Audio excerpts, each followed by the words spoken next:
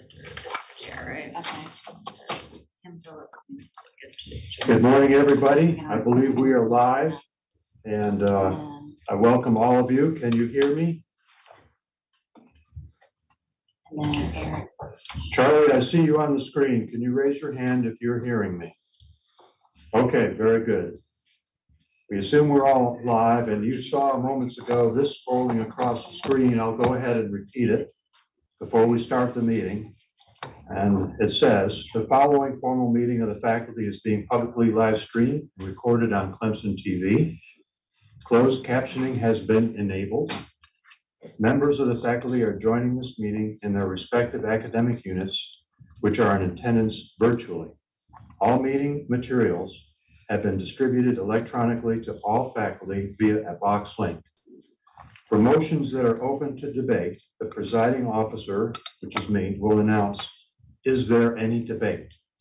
Unit meeting chairs will use the raise hand function and wait to be recognized. Once recognized, the unit chair may unmute and allow the voting member to voice their debate or ask their question or a point of inquiry. For any motions requiring a vote, the voting membership will cast their vote with their unit's teller, and the tallies will be transmitted to the provost teller and announced after each motion. Importantly, the vote may be taken by secret ballot or by a show of hands.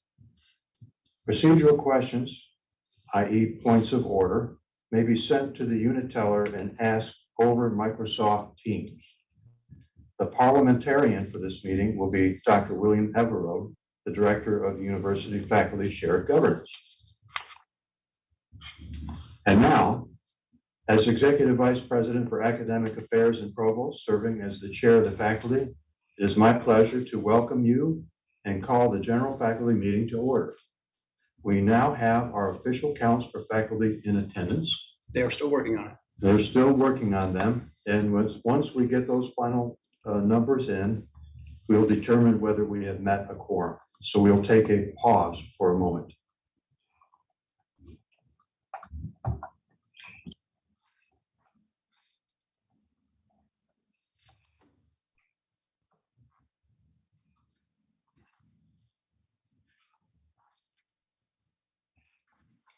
Coming fast now. Okay.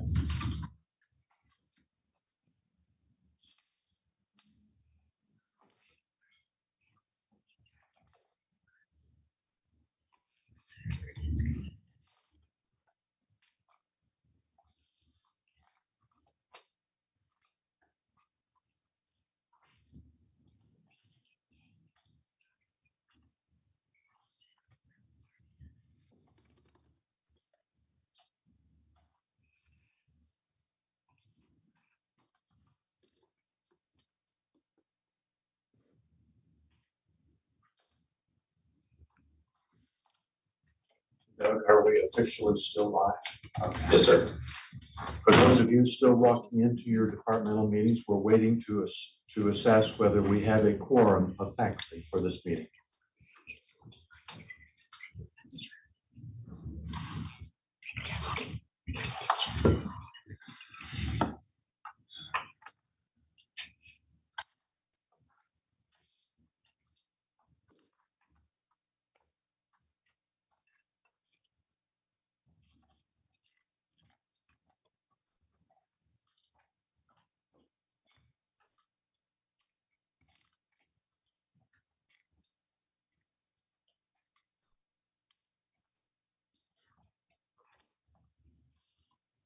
Alex already granted. I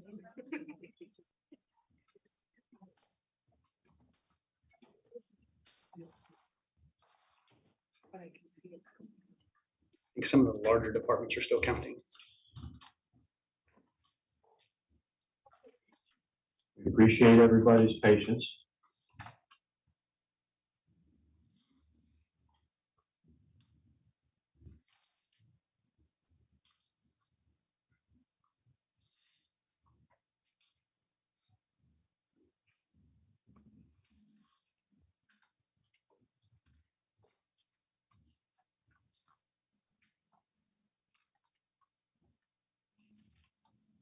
why they did 2.5 hours. Just in case you got this pause, because they're gonna have to verify all 50 subject parts each time.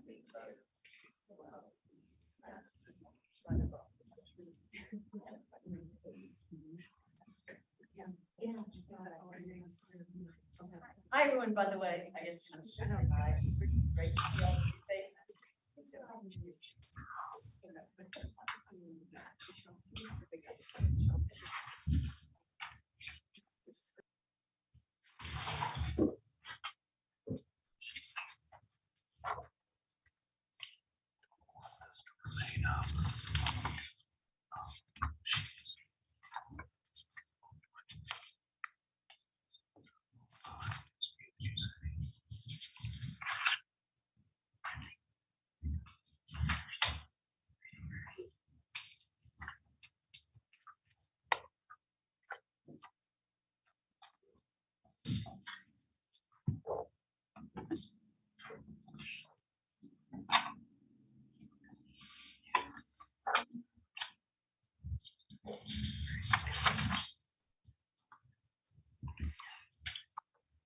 We are still counting votes and waiting for the, or rather, attendance, and we're waiting to get those numbers.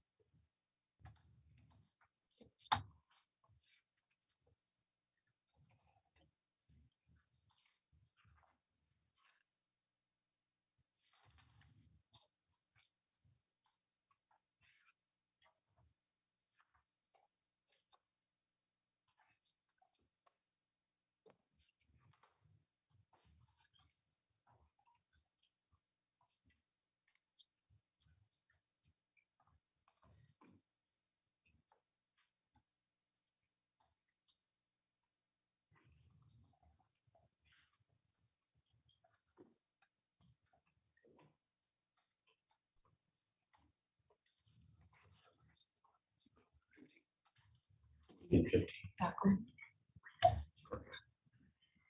have 5 departments who have not updated their numbers yet. We have quorum.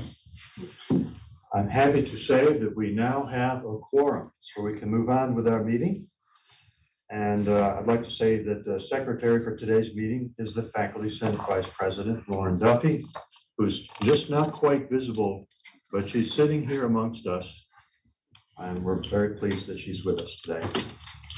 The first order of business for us is to hear reports, beginning with a report on the state of the university from a fine gentleman that we all admire, the 15th president of Clemson University, James B. Clements. Thank you, Dr. Jones. Good morning, and thank you all for joining us today. Welcome to the start of another academic year. And let me just start by saying thank you for the very important job that you do. Also want to thank Dr. Jones for his outstanding leadership as Provost and Executive Vice President for Academic Affairs. I can tell you, many of you know I served as a provost previously in my career. I wish I would have been as good as this fella is. Not only an incredible person, an incredible leader who does so much for Clemson. So thank you, Dr. Jones, for your leadership. Also want to thank our faculty and staff leaders, Dr. David Blakesley, President of the Faculty Senate, Jake Anderson, President of the Staff Senate, and Dr. Brian Powell, Faculty Representative to the Board of Trustees. They're all doing an excellent job in their leadership roles, and I'm thankful for the work that they do. Most importantly, to all of our faculty, I want to thank you for your incredible dedication and your hard work. I'm thankful to work with so many incredible faculty members and staff members. Your resilience and flexibility over the course of the past few years has been nothing short of spectacular. And I'm really proud of the way that we pulled together to continue to fulfill our land-grant mission of teaching, research, and service despite the obstacles that we faced over the last several years. I know that you've been working very hard to prepare for the new semester, and I appreciate the efforts that you have put in as we welcome our new students back to the campus and into the classroom. And as you can tell by the campus today, a lot of students are making their way back to the campus. Over the past several years, each of you went above and beyond in protecting one another. We were able to return to the classroom when many campuses did not. And because of your dedication and commitment, we were able to provide an environment of trust, communication, and collaboration. We were also ahead of schedule and exceeding many of our goals under the Clemson Forward strategic plan, and we realized that we had to think bigger and bolder for the future. And during a global pandemic, we looked at where we were and where we wanted to be and started to create a bold new strategic plan called Clemson Elevate, which, as you know, we officially launched this past spring. Your input has been instrumental in launching Clemson Elevate and will help to ensure the success of this exciting new plan. The challenges we face this year may be different than the previous ones, but we will continue to rise to the occasion and provide our students with an incredible educational experience. Our goal is to create the #1 student experience in the country. Yes, the #1 student experience in the country. And of course, we need all of you to do that. Every day you are transforming lives and positively impacting the lives of our students. As I start my 35th year full-time in higher education and approach my 10th anniversary here at Clemson, I just want to share a few updates and highlights of some of our triple the number of applications from just 10 years ago. And I ask that you think about that in terms of market demand. The demand for a Clemson degree is higher than Duke, Georgia Tech, Miami, NC State, Notre Dame, Vanderbilt, and Virginia Tech, just to name a few in terms of number of applications received. That is in a large part because of the incredible faculty and staff and the environment we have here at Clemson. We saw a big increase in the number of diversity of our applications, a 22% increase in the number of African American students, a 26% increase in the number of applications of Hispanic and Latino students, and a 28% increase in the number of applications from Native American students. We also had several corporate partners who continue to provide strong support to our inclusive excellence initiatives. Boeing continued their commitment to being an official sponsor of the Men of Color National Summit. And through their commitment of additional funds, Tiger Alliance is expanding into several middle schools in Columbia and Charleston this fall. GE Gas Power invested $1 million for scholarships to support our efforts in the College of Engineering, Computing, and Applied Sciences. And I'm proud to share that our Industry Advisory Board celebrated its one-year anniversary. And we are excited to continue to work in aligning even more major corporations to help us grow our research partnerships with industry. This past spring, 48 students won nationally competitive scholarships or fellowships, And if you think about that for a university our size, that's an incredible accomplishment. That's a very big number. We had 4 Goldwater scholars, 5 Fulbright scholars, 1 astronaut scholar, 9 graduate research fellowships, our very first ever Churchill scholar, and our very first ever Gates Cambridge scholar. Obviously, this has a lot to do with the incredible faculty we have here and the amazing staff that help our brilliant students achieve those goals. And regarding Goldwater scholars, the top science award that you can receive in the country, if you look back at the number of Goldwater scholars that we have earned over the last 10 years, we have more Goldwater scholars than any school in the ACC. Yes, more than Duke. Yes, more than Notre Dame, UVA, Chapel Hill, Georgia Tech, Virginia Tech, and all the others in the ACC. Our students are able to succeed at this level because of the guidance and teaching and mentorship that you provide. So thank you for helping them achieve their dreams.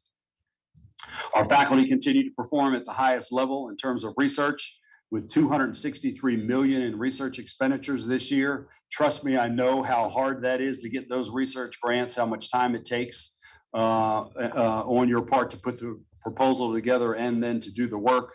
That number of 263 million is an all-time high for us, and that represents a 74% increase over the past decade.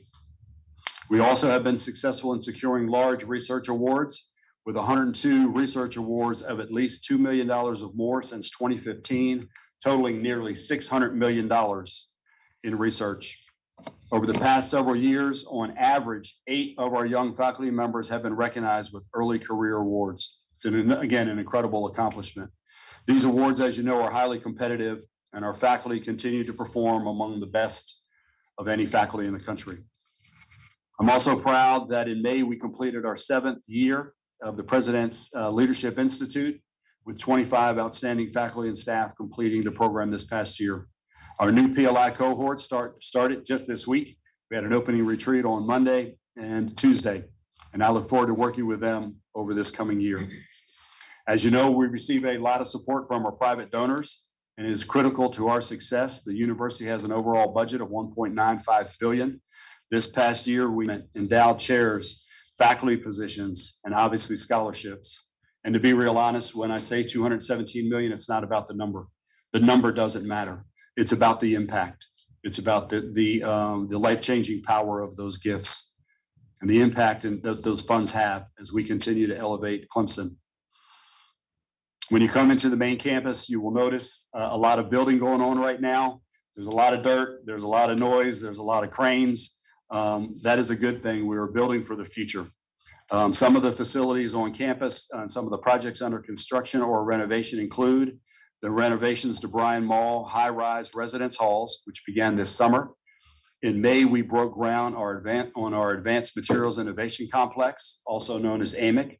That is a 143,000 square foot facility, which will be home to material science and engineering, chemistry, chemical and biomolecular engineering. This spring, we also broke ground on our new Alumni and Visitor Center. In fact, you can see the first bit of the building going up, and it's going to be absolutely beautiful and a great addition to this campus. It will serve our alumni, visitors, and students for many, many years to come. We also have a much-needed pedestrian improvement project as we work to widen Perimeter Road, which will help with traffic congestion and improve pedestrian safety. As I conclude my report today, as I do every time I've spoken at the beginning of the kickoff year, I want to take a moment to reflect on the past several years, which have been unlike anything any of us have ever experienced in higher education. And to be honest, I know it's been very difficult for all of us, difficult for everyone who is listening in and our colleagues throughout the university. But I want you to know that I'm incredibly grateful for each and every one of you. I know how hard you work, and I know that you are providing our students with the best educational experience possible. And for that, I'm personally incredibly thankful. I want to share with you just an email that I received just a couple months ago, and I want to read it pretty much as it came in. It said, President Clements, our oldest daughter, and then they list the name, is a rising junior at Clemson University. I wanted to take a moment to express my heartfelt gratitude for an exceptional 2 years at the university. Your dedication and commitment to the students and the faculty's dedication to students at Clemson is truly inspiring. The university's unwavering support for personal and academic growth of each student has made a significant impact on your students and your campus, and as I have witnessed it firsthand. I would like to express my gratitude to the faculty. Specifically, I would like to highlight, in this case, the faculty of the Honors College, the School of Education, and the staff in the Study Abroad office for their hard work and dedication during our daughter's journey. It is apparent that Clemson has very high standards. My husband and I are grateful for the memorable experiences and the friendships that our daughter has already formed in these 2 short years. Clemson has quickly become our second home. It is now our other daughter's dream to also join the Clemson family. Thank you again for your vision and for the university's tireless efforts. I hope you have a wonderful and relaxing summer. All of you listening in, you are the reason why that mom wrote that letter. You are the reason why her daughter's having a great experience at Clemson. You are the ones who have a direct impact on the lives of our students. You are the ones who teach them, you mentor them, and you help shape their lives. So thank you all for making a difference. I know your job is not an easy one. It's time consuming, it's stressful, it's a lot of hard work, and there are a lot of demands on your time. But I want you to know that I'm personally very thankful for the very important and wonderful job that you do. I hope that you all have a safe, healthy, and productive semester. Thank you again, and go Tigers. Thank you, President Clemens. I want to go work for the university where you are, because that just sounds wonderful. Oh, I am working for it. Thank you, sir, and thank you for your impact. And thank all the faculty. I'm right with you. I just an amazing university. Appreciate everybody's strong effort. Thank you, sir. Okay, now we have the Provost State of the Academic Affairs report, and that would be me. And I want to talk about some accomplishments this past year and what's coming up this current year. As the president mentioned, we launched Clemson Elevate. It is amazing to me that so many people came together and developed that in the midst of the pandemic, and how beautiful and clear it is as a guiding light for us for our future. We were visited by the Southern Association of Colleges and Schools, the Commission on Colleges, for our 10-year reaffirmation.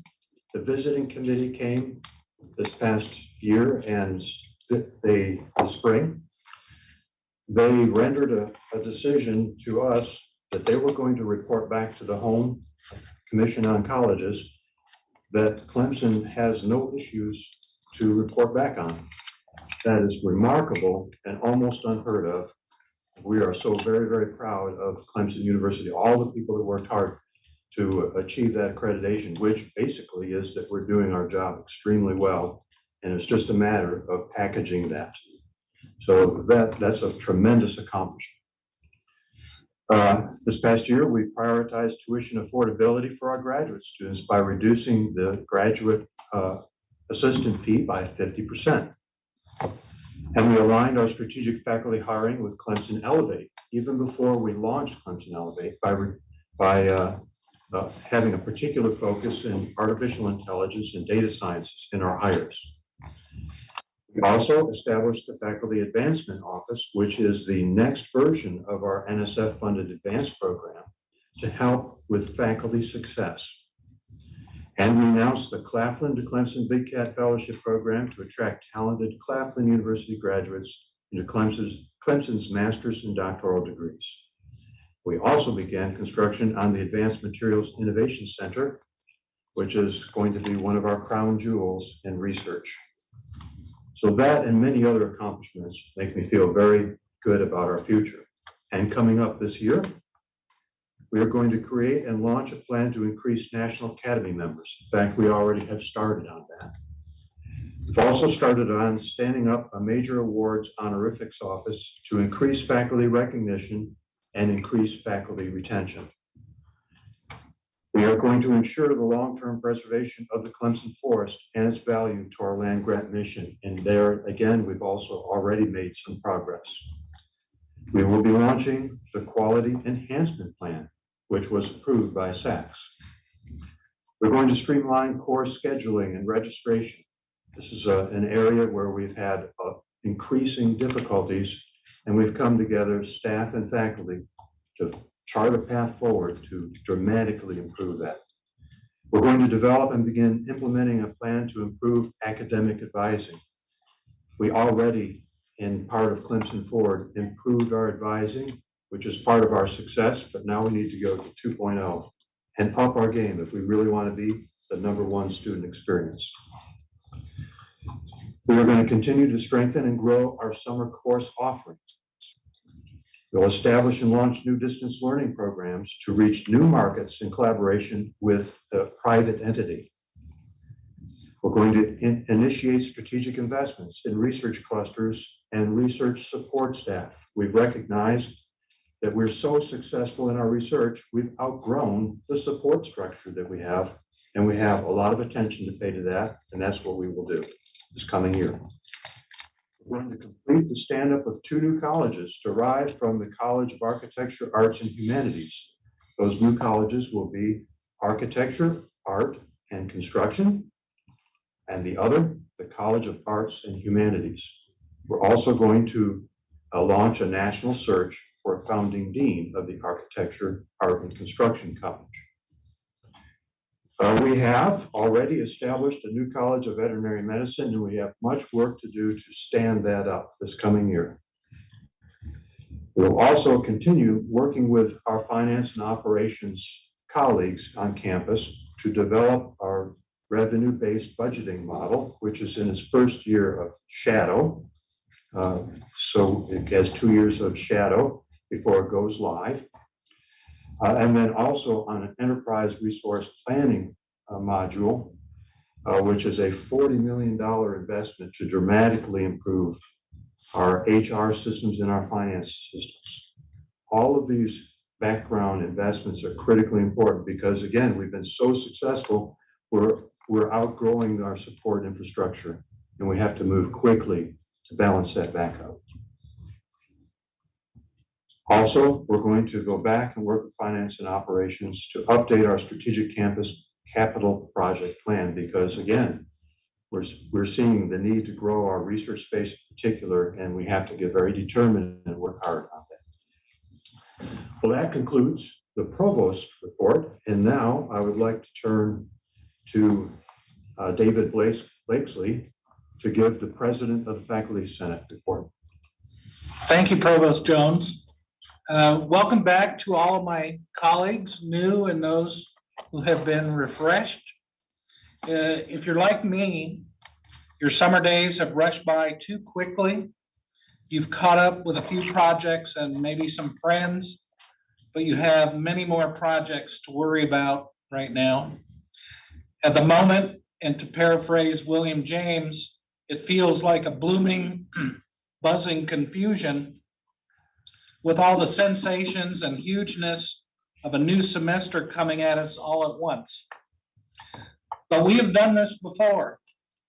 Our experience doesn't make it easier, but it does provide reassurance that we will survive again, that our boats will launch smoothly from the shore, off into the limitless possibilities that a new semester offers. It has been a busy summer for the Faculty Senate. Committees have begun their work on standing agenda items.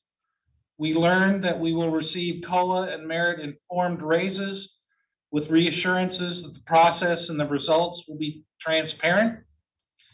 Daniel Hall and the Library Bridge have reopened so that we can now walk through familiar parts of campus without sidestepping buildings and barricades. New buildings seem to be popping up all over, including the beautiful Clemson Alumni and Visitors Center by the Madron Center and the Advanced Materials Innovation Complex behind Serene. Access to and parking on campus will continue to surprise those who don't allow enough time to find alternatives, as you may have discovered this morning. Every Faculty Senate president creates what's called a standing agenda, which includes committee charges rolling over from the previous year or years and new items that have bubbled to the surface. This year's standing agenda is the legacy of our fantastic and immediate past president, Christine Vernon, and unflappable Director of Faculty Governance, William Everode, who have made my job much easier, as has Kelsey Wiley, the Faculty Senate Coordinator. If you'd like to review the details of our current standing agenda, please ask your college's senators for a copy. The Welfare Committee will continue to study and make recommendations regarding the value of faculty service in TPR and annual evaluations. The Welfare Committee will also study the diversity of the Senate over time so that we can accurately track the results of our efforts on behalf of inclusivity. The Scholastic Policies Committee will continue to examine absence policies, required content on course syllabuses, and evaluate recent changes to student surveys of teaching. I asked the Research Committee to launch a new study of what productive means when referring to faculty performance. The Policy Committee always has more than it can handle, but it will produce reports on departmental mergers, the meaning of home department, forms and processes for the review of administrators, the post-tenure review process, faculty designations, and more. The Finance Committee will evaluate the nature and effectiveness of startup packages for cluster hires and efforts to reduce salary disparities, compression, and inversion. Together, all of this good work supports our efforts to govern the university responsibly, ethically, and fairly. I urge everyone to contribute to these ongoing conversations through their college's representatives or by coming to a full Senate meeting. Next month, I'll be personally inviting all leaders of commissions to not only join a Senate meeting, but to sit behind one of these fancy placards that identifies you and holds a seat for you at future Senate meetings. That invitation will be ongoing, so the placards will be there. The Faculty Senate meets on the second Tuesday of each month at the Madron Center at 2:30 p.m. I also want to encourage you to share your ideas with the Senate by requesting time during our free speech order and free speech periods at the start of each full Senate meeting. Simply fill out a short form at the Senate's website to make your request. Our open forum is a dedicated space on our website for faculty members' essays that contribute to the ongoing conversations in our small corner of this deliberative democracy. If you want to put in your or, email us at senate@clemson.edu. Between now and next week, when classes begin, the faculty has before it plenty of meetings, orientations, welcome parties, retreats, and other special events that will remind you why new semesters and new years feel like emerging into light and promise. Perhaps none will be more important for the future of Clemson University and the Faculty Senate than today's general faculty meeting, when we consider and vote to accept or reject 3 resolutions: to change the name of the Research Committee to the Research, Scholarship, and Creative Endeavors Committee; 2, to revise the Senate's constitution so that the term faculty includes, quote, non-tenure track faculty with primary responsibility of teaching, research, and service, or any combination thereof; and 3, increase the size of the Faculty Senate to reflect the broader constituency created by the redefinition of the term faculty. Faculty senators and delegates have worked hard for 4 years to bring us to this point. We owe all of them our gratitude. These resolutions are for the faculty, researched and written by the faculty, and now presented to all for consideration. As a Faculty Senate President, I urge you to vote yes for all of them. As your colleague, I urge you to vote yes because it's high time that we prove that we value and respect the voices of all of our colleagues. The first resolution to amend the charge and name of the research committee to include scholarship and creative endeavors will broaden the committee's scope to include policies that affect our scholarly and creative work, which can sometimes be neglected or underappreciated in the drive to solidify R1 status. This modest change in the research committee's charge and name will facilitate the advancement of all faculty productivity in line with R1 research and research support goals. All great universities are known for the research, scholarship, and creative work of their faculty, as well as the impact this work has on students in and beyond the classroom. I urge all of you to vote in favor of this resolution. In doing so, you'll communicate to your colleagues that we value and respect a broad interpretation of what creates the intellectual life and social and economic impact of a great modern university. The second proposal seeks to amend the composition of the constitutional faculty to include non-tenure track faculty with the primary responsibility of teaching, research, and service, or any combination thereof, with the exception of faculty with the adjunct, visiting, or temporary rank modifiers and postdoctoral researchers who are not eligible for automatic membership. As indicated in the Faculty Senate report, this action follows the Association of American University Professors' guidelines and mirrors the composition of every AAU aspirational peer institution faculty studied by including contract teaching, research, and clinical faculty and university shared governance processes.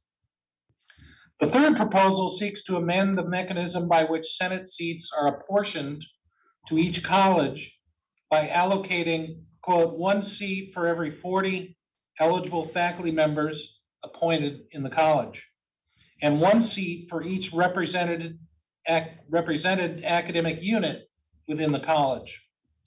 The proposed apportionment will increase the size of the faculty senate to be more in line with peers and to accommodate the growth and expansion of the constitutional faculty to now include several ranks of special faculty.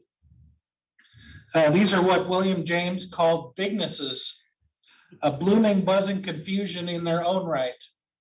But when you step back and take the broad view, a vote to accept these changes to the Constitution simply supports inclusivity in multiple ways and shows that we value the teaching, research, scholarship, and creative endeavors of all faculty members who are currently categorized somewhat absurdly as regular or special.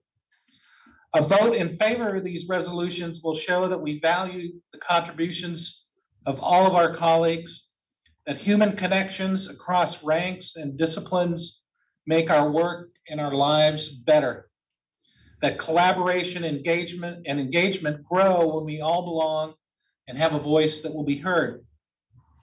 We should listen gracefully and sincerely. We should accept offers to participate in shared governance, not merely because it's right, but also because we need help. Seriously, right? Most of you appreciate the demands, that the demands for local and professional service are high. Doubling the representation on the faculty senate may relieve some of that pressure.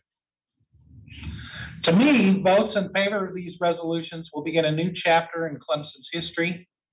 Someday I want to be able to say I was there when we made it happen. In his Republic, Plato mentioned the proverb, "Kale pata kala." Beautiful or worthy things are difficult to obtain. It will have been worth it. 4 years of debate, discussion, listening, and acting. Now is the moment. Next week, we'll settle in. The blooming, buzzing confusion will subside into a quieter hum. We'll welcome new and returning students to our classes and rediscover the comforts of returning from the wilderness. Thank you for your time and all you do for Clemson and each other. Here's to a great new year for all, and go Tigers. Thank you. Good job. Thank you very much, President Blakesley. Excellent words. Appreciate them very much. The next report we will hear is from the faculty representative to the Board of Trustees, Brian Powell, who is joining us virtually. All right, hello. We hear you. Okay, Yes. Sound good. excellent. So my name is Brian Powell, and I'm your faculty representative to the Board of Trustees. I'm entering my third and final year serving in this role, and I have absolutely thoroughly enjoyed this. In my previous two addresses at the general faculty meeting, I've noted that the most surprising thing to me about this job has been the realization of just how profoundly complicated our university is. Participating in the quarterly Board of Trustee meetings since 2021 has allowed me to see how the multiple facets of the university work together and help us fulfill our land-grant mission and become a preeminent research institution. Everything we do has the potential to impact our cities, our state, and our nation. And I can assure you that the consequences of those impacts, both positive and negative, are broadly and extensively considered by the Board of Trustees prior to any decisions being made. The Board of Trustees has had a very busy year with some notable activities, including the formation of our new College of Veterinary Medicine, approving our Clemson Elevate strategic plan, and electing Board Chair Kim Wilkerson to her second term, who, as you know, is the first female Board of Trustees chair. The faculty representative to the Board of Trustees is to serve, and I'm in quotes here, as the primary conduit between the board and faculty to communicate with and gather information from faculty and to consult with the faculty senate on board-related matters. I've had the pleasure of a strong working relationship with the past faculty senate presidents Thompson Mefford and Christine Vernon, and with the current president David Blakesley. My approach in the role has been to increase communication and interaction between the board members and the faculty, staff, and students. To this end, I've hosted several board members for campus visits where we tour around and meet with various groups or individuals. These are very informal meetings. This has given the board members a better sense of the day-to-day life around campus, and the visits have been very, very well received by the board members.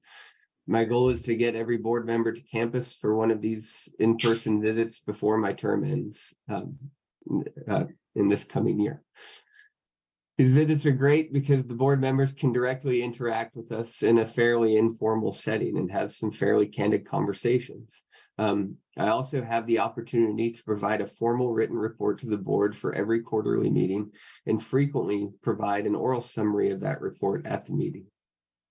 There's no specific guidance for the content of those reports, so I use them as an opportunity to inform the board about some of our internal processes, such as the specifics of our tenure and promotion process, or to provide updates on the status of some major events, such as some details of how our faculty, staff, and students navigated difficulties in research and teaching during the pandemic. When choosing the topic of these reports, I typically have written about something that's been brought to my attention by our faculty or something that's broadly affecting the faculty and or staff. Many of you have called or emailed with a comment or a concern, and I sincerely appreciate you reaching out.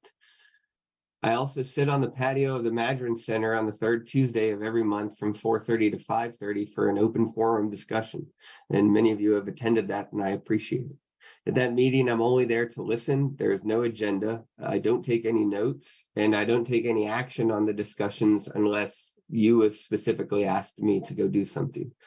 But this has been a good way for me to get a pulse of what's on the mind of the faculty, and I'm always open for these discussions, either at that meeting, by email, by calling. You can attest with some of my colleagues. You can pretty much reach me at any hour of the day or night. Regarding the quarterly reports I've sent to the board this year, they've covered a range of topics. The first was a description of the personnel at Clemson who help support our research enterprise, describing how undergraduate students, graduate students, postdocs, research professors, and staff all support research. They use some specific examples and describe how each of these groups are best utilized across all of our research endeavors.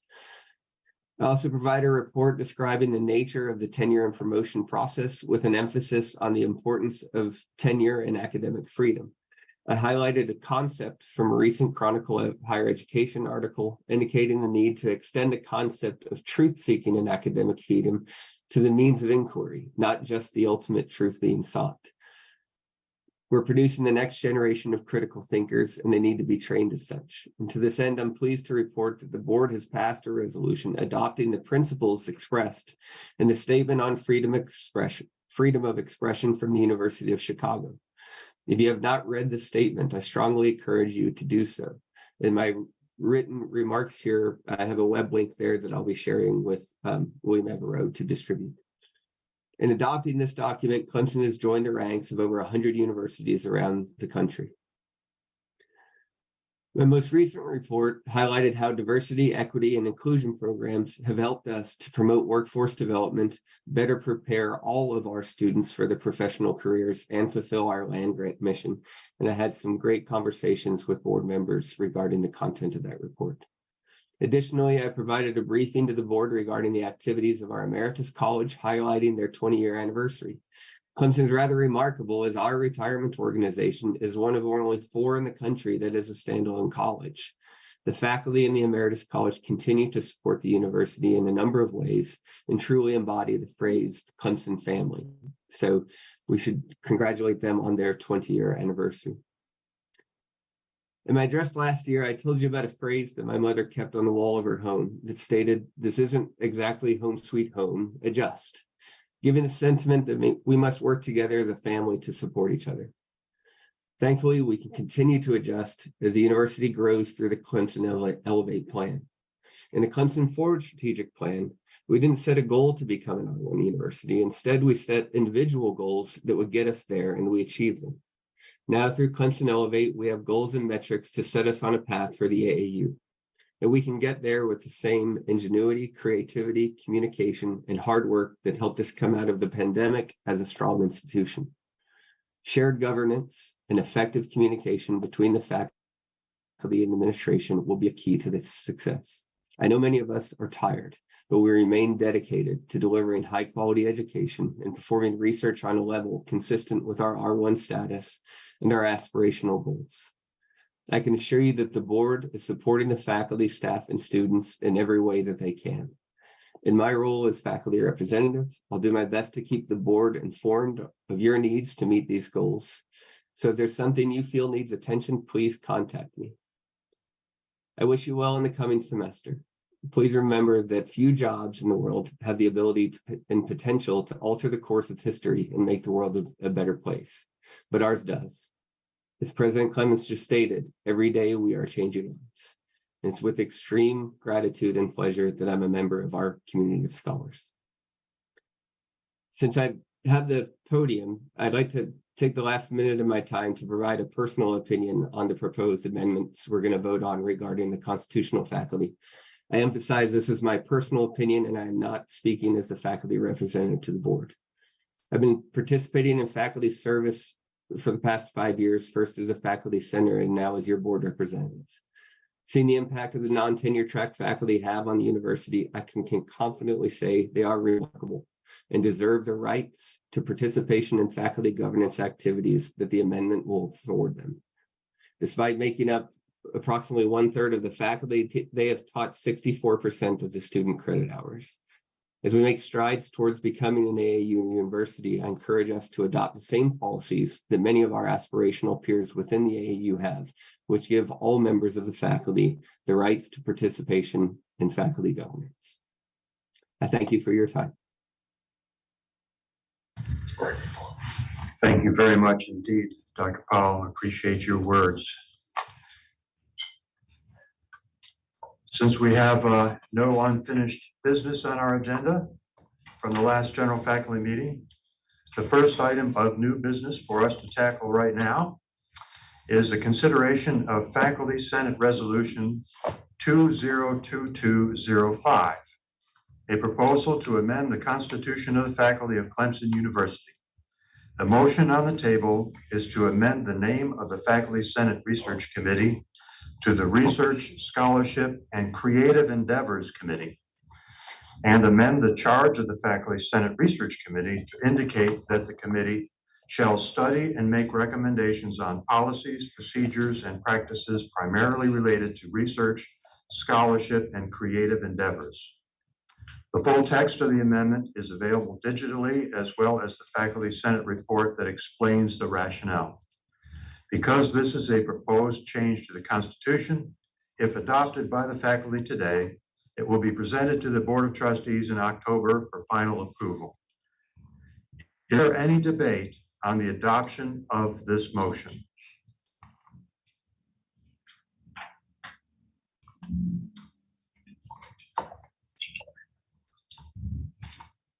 I'm not seeing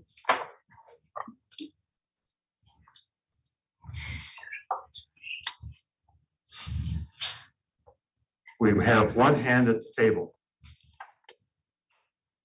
Lauren Duffy, Vice President of the Faculty Senate. I just want to give a quick note of support for this amendment. It reflects the spirit of shared governance and the desire to have a research committee that better reflects the various activities of our faculty that will help us achieve Clemson Elevate and shape our profile for AAU standing. The Faculty Senate had very strong support on this matter. Thank you, Dr. Duffy. Any further debate or inquiries? Hearing no further debate, the question is the adoption of Faculty Senate Resolution 202205, a proposal to amend the Constitution. All those in favor or opposed, and as a reminder and technicality, if it's an abstention, it will count. They just don't vote. It just don't vote. Correct. Okay, just don't vote. Either vote yes or no. So all of those in favor or opposed, cast your votes with your department tellers.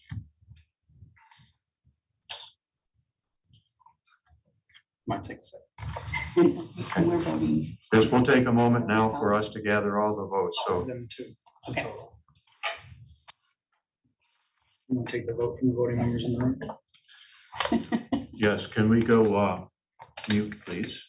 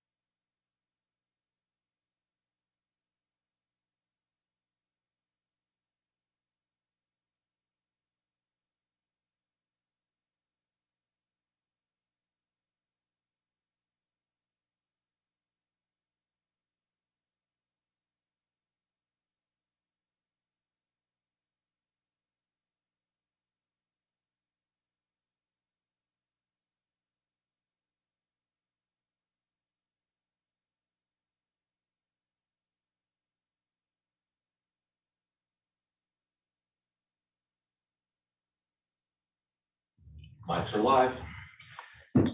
We have 88% of the vote in, and we can make a call on this one now. The number of votes cast at that point was 579. Plus 6 more. Those are Okay, all right. They're already added in 579. The number of votes in favor is 567. Those opposed are 13. So the motion passes with 2/3 voting in favor. I'll make a note that the final numbers will be documented once all the votes are in. Thank you very much. That was our first item.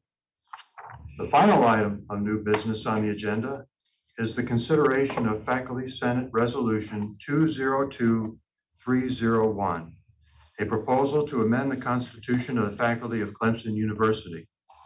The motion on the table is to firstly amend the composition of the constitutional faculty to include non-tenure track faculty with the primary responsibility of teaching, research, and service, or any combination thereof, with the exception of faculty with the adjunct, visiting, or temporary rank modifiers and postdoctoral researchers who are not eligible for automatic membership. And secondly, to amend the mechanism by which Senate seats are apportioned to each college by allocating 1 seat for every 40 eligible faculty members appointed in the college and 1 seat for each represented academic unit within the college. And thirdly, to strike the title of alternate senator. The full text of the amendment is available digitally, as well as the Faculty Senate report that explains the rationale. Because this is a proposed change to the Constitution, if adopted by the faculty today, it will be presented to the Board of Trustees in October for final approval. Is there any debate on the adoption of this motion? I recognize at first Dr. David Blakesley. Go ahead, Dr. Blakesley. Thank you. I'm speaking in favor of the amendment. I asked Jennifer Holland, Chair of the Convention of Delegates, if I could share her thoughts this morning. Jennifer is a principal lecturer and undergraduate coordinator in the College of Behavioral, Social, and Health Sciences. Here is what she wrote. Good morning, Clemson colleagues. Thank you so much for giving me the opportunity to share my thoughts in support of the proposals that have come before you today. On behalf of the Convention of Delegates and non-tenure track faculty across the university, I want to express how very much it means to us that you are considering these amendments that will give us a voice in faculty governance. The Convention of Delegates and the Faculty Senate have worked together for 4 years to get us to this point, and it feels surreal that it is finally here. In such an important moment, I contemplated using this time to outline the many contributions of non-tenure track faculty to the mission of the university. And I'm sure that you all know many lecturers, clinical, research, extension, and other special faculty who help keep things running smoothly around here each and every day.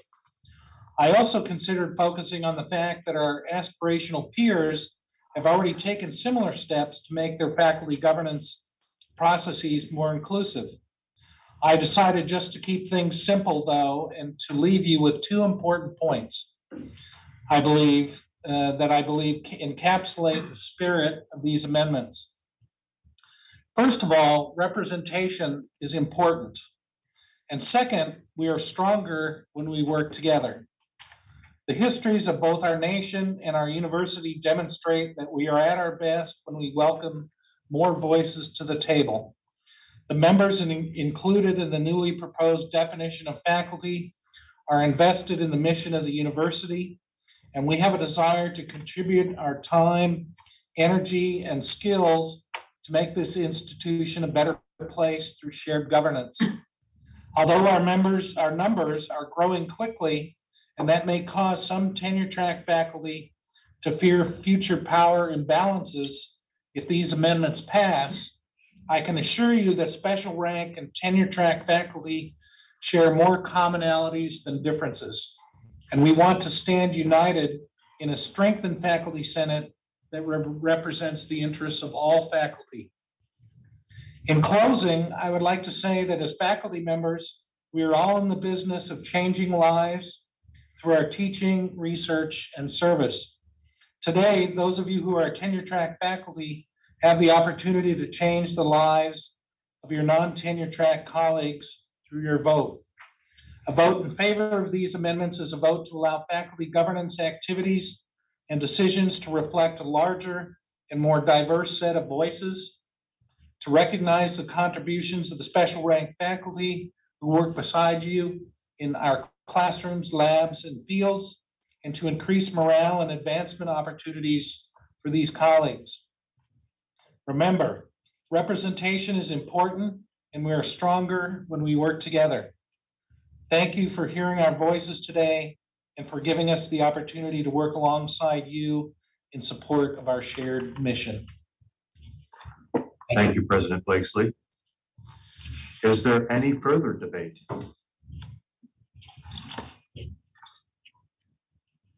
There is, we have Ben White from Department of Philosophy. Okay, Ben White from the Department of Philosophy.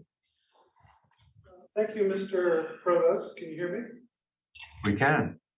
Okay, great. I rise to speak in favor of the motion, but I also move that we amend the motion on the table by adding the following line to the already proposed revision of Article 2, Section 2, Paragraph 8, as follows. The majority of college allocated seats shall be reserved for tenured or tenure track faculty.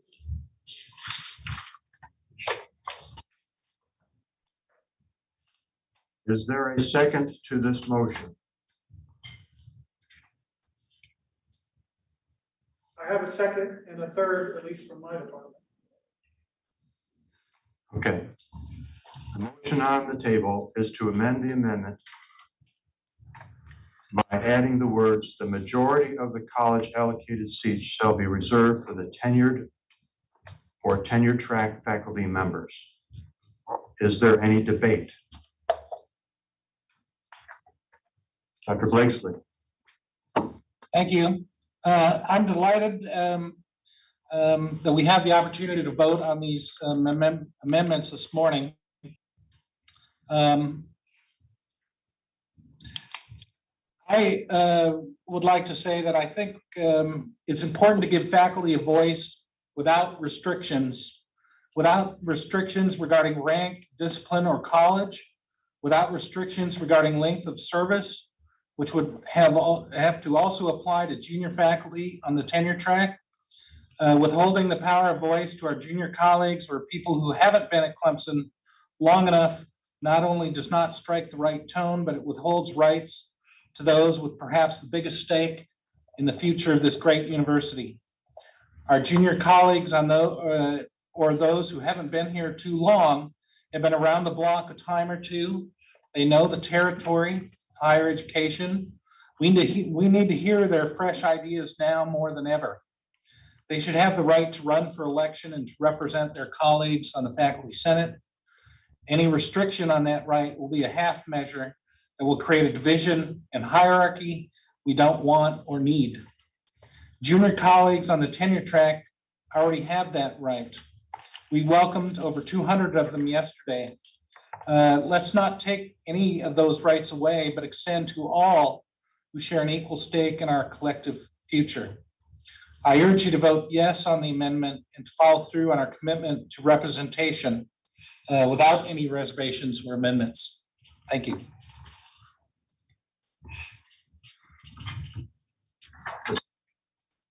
Is there further debate on the motion to amend the amendment? Mr. Provost, would I like to speak in favor of my amendment? Speak in favor. Okay. Yes, you certainly may. Okay, great. Thank you, Mr. Provost. A healthy university requires a strong faculty senate. On the rare, hopefully, occasion when the faculty administration and our board of trustees don't see eye to eye on a matter in which everyone has a stake, and solutions require greater forthrightness as well as delicacy, the faculty at Clemson will be better represented if the majority of those in the Senate or regular faculty who feel as if they have greater protections than their colleagues on the lecturer track. The trend in higher education, as we all know, is increased contingent labor. While there may have been promises made by the current faculty senate, by the current provost, say not to exceed, 45%, for example, of the faculty in contingent positions, I'm fairly certain that you, Mr. Provost, haven't found the fountain of youth. Let's say in 10 years from now, we find ourselves at 45% contingent faculty and a different provost, one without a long history at Clemson. And that 45% bumps to 55% or 60%. The provost always has a stronger hand than the colleges in the apportionment of faculty lines, as is his or her prerogative. But our faculty representation should always be structured so that those with the strongest hand represent us. The Senate, over the past decade or more, has been able to work for stronger contracts and more professional advancement for our special faculty colleagues. I don't mean this paternalistically, but a strong hand can deliver results for everyone. I'm excited to think that our lecturing faculty will have voting rights and representation in the new faculty senate should the resolution pass. I merely want to ensure that we can continue to exhibit faculty negotiating strength. Universities require strong boards, strong administrations, and strong faculty representation. Now, I can anticipate that some will think that this amendment is unnecessary, that there's no way that a college would elect more special faculty than regular faculty to the Senate. Perhaps it is, but the policy committee has provided us with no data on the actual ratio of tenure line to non-tenure line faculty in the senates of our peer institutions that provide for contingent faculty participation. Despite this, I can think of two responses to the thought that this is unnecessary. One, colleges often have to pull teeth to get tenure line faculty nominations for the Senate. And lecturers with lower pay and less security are oftentimes looking for ways to better their contractual situations. Participation in the faculty senate would be a great way to do this, and I hope it is. The state of affairs on the tenure track side of things, of course, is lamentable, but should not be an excuse for potentially diluting the power of the Senate. We have to continue to shake the trees in this regard and double down and re-emphasizing the importance of a strong and active Senate. Second, and finally, what happens 10 years down the road if the majority of the voting faculty in a college is on the lecturer track? Think of this amendment as merely a backstop, to use a baseball analogy. And finally, please don't hear me pitting groups of faculty against one another. That we have to have these discussions is not, of course, our own choosing. Thank you, Mr. Provost. Dr. White. I have a request now from Vice President Duffy to speak. You may speak.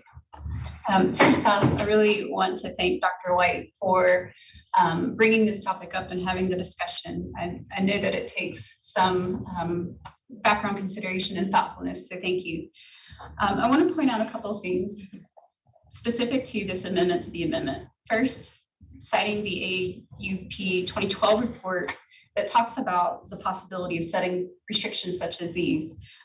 They only suggest using that in transitional periods to ensure that no certain section of faculty, particularly special faculty, lose the opportunity to be represented. And so the question in that regard becomes, is this a transition?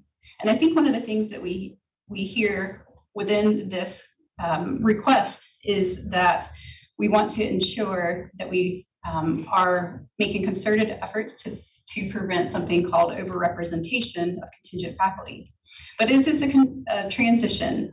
Arguably, we already have a number of safeguards in place, if you will, when we think about that this is a constitutional faculty definition change and not a change to the faculty manual.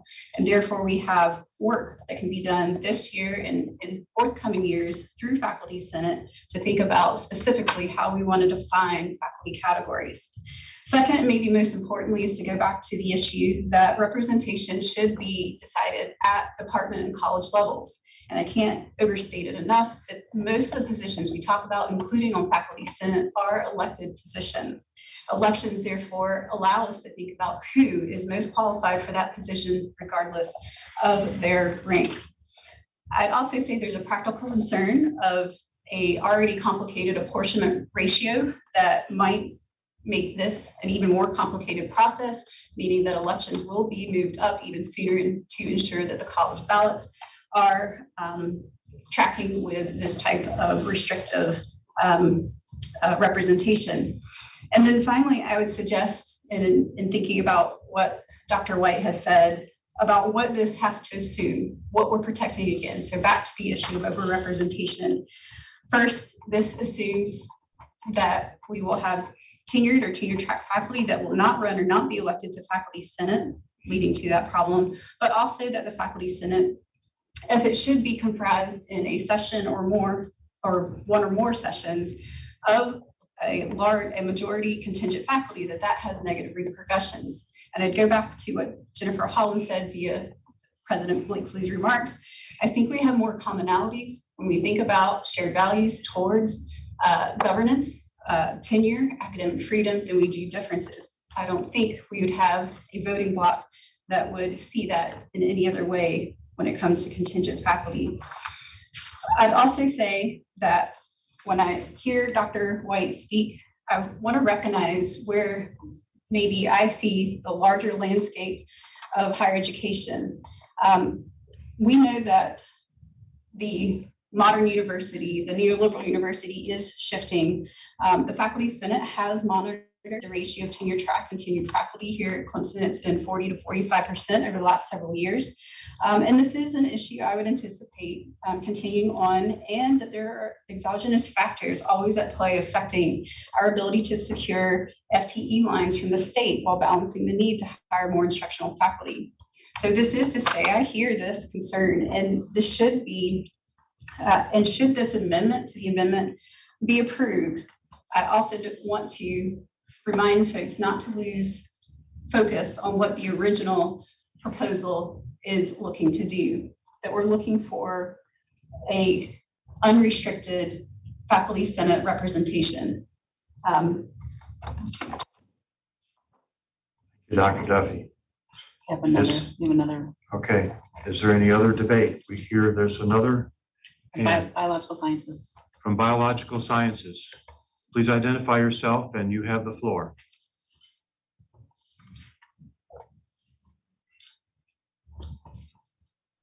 From Biological Sciences, can you unmute and identify? I'm There we go. this is Bill Baldwin from Biological Sciences. I just wanted to, I think Lauren kind of hit on most of this already, but I just wanted to, I don't like an complicated document. So I thought that's part of the issue I have with this amendment.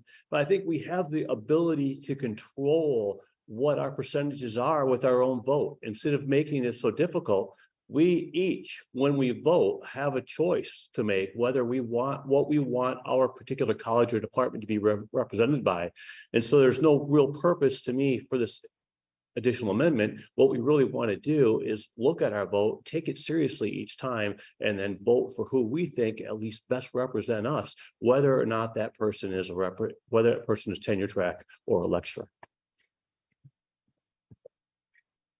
Thanks. Is there any further debate?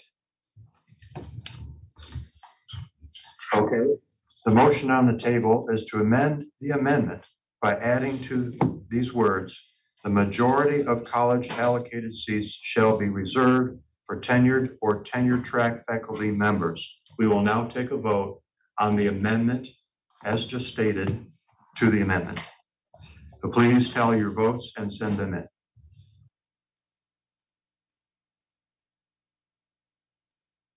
To the amendment just stated.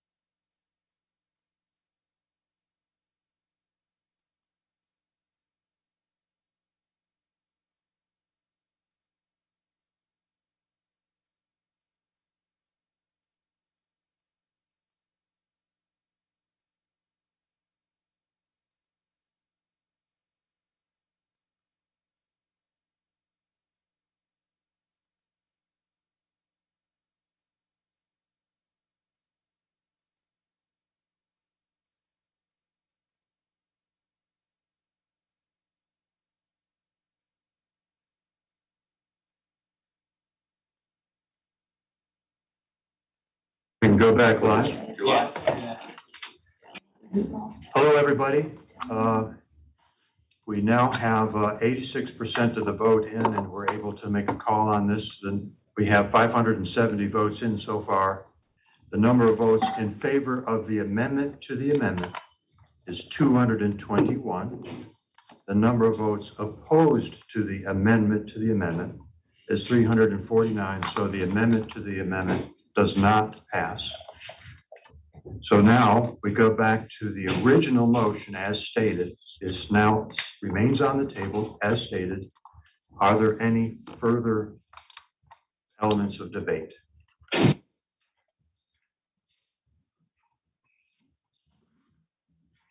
Duffy. Yeah, you're the only one. All right. I'm appreciative of the critical questions and discourse that fellow faculty have brought forth in the town hall meetings, roundtable discussion, informal conversations, and here today. I believe fully that the ability to think through, consider different perspectives, and as many potential what ifs is important to making a good informed decision. I want to state my position, if it's not already obvious, in support of this amendment. I see the vote today, if it passes, as just the beginning step in a long process, with many of the specifics to operationalize this constitutional change into the faculty manual as the focus of the work in Faculty Senate this year and the year to come. But this is a critical first step. From the position of Vice President and Faculty Senate, the question I keep in refrain is, what is the best decision for faculty? And thus I also have to consider who are the faculty.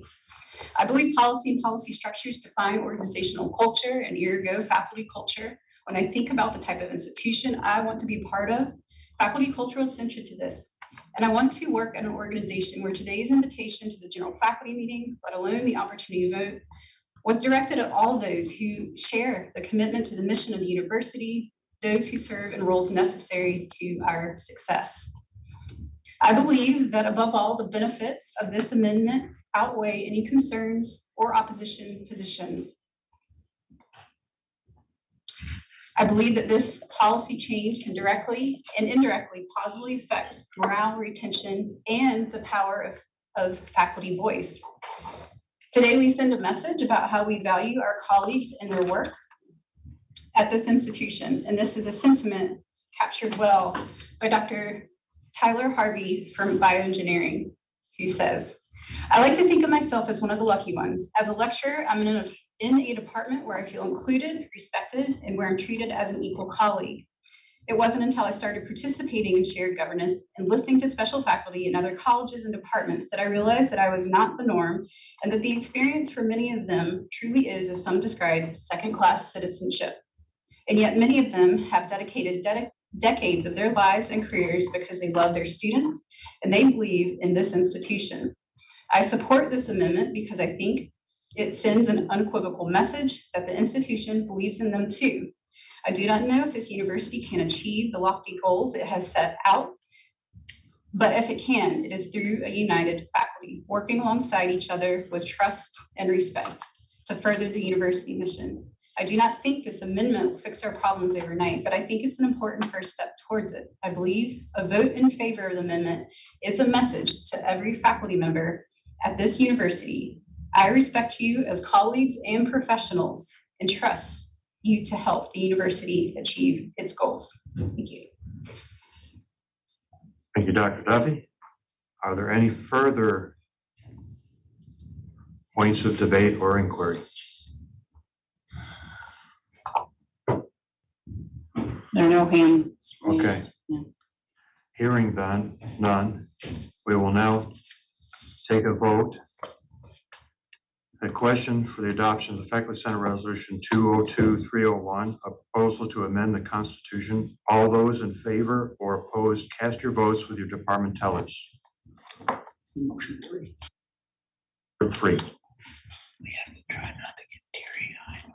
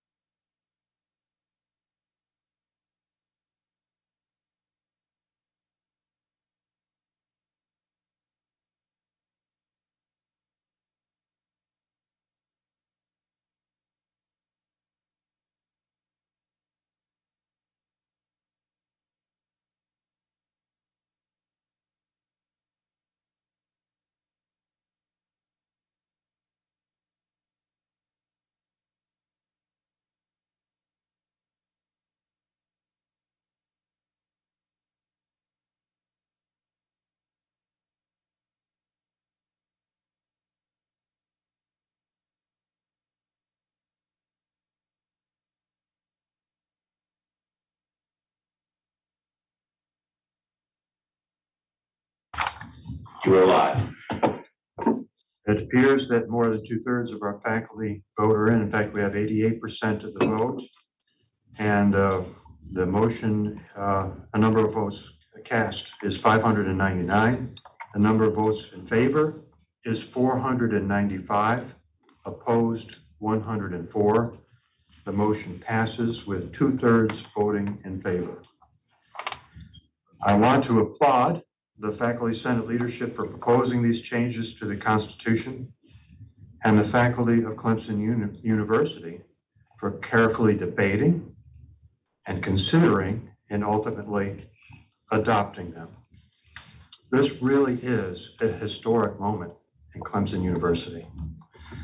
Both resolutions that we just passed today are fully aligned with the university's goals to create diversity and inclusive excellence, and both will strengthen shared governance. Thank you very much.